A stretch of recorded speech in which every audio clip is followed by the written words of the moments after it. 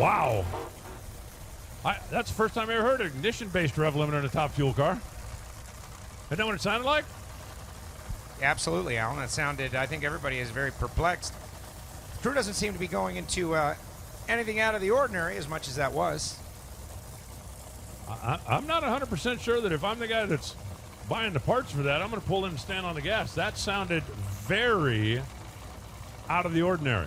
Yeah, you can see Rick Ducusin going into the cockpit. Yeah, they're going to shut it off. And they're going to shut it down. I think that's a very wise move. It definitely sounded like it really sounded like it had an ignition scatter. It's very strange for a top fuel car to have an ignition scatter, and we'll still be running at the end of that.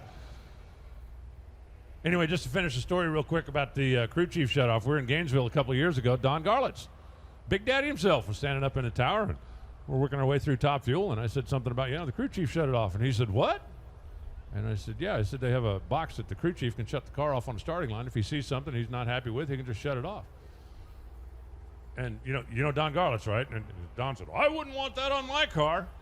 I said, what if you were the crew chief? Said, well, yeah, then maybe. He definitely didn't want anybody to shut his car off if he wasn't ready for it. Let's check in with Jason Galvin. He's hanging out on the starting line. And I'm down here with Rick Ducusin, who's the crew chief on this car. And Rick, what was that? Not really sure. We just had to shut it off, just do the right thing. Just didn't want to hurt the track. I definitely think that's a wise move. I think everybody with a nitro car was looking at each other going, you heard that too, right?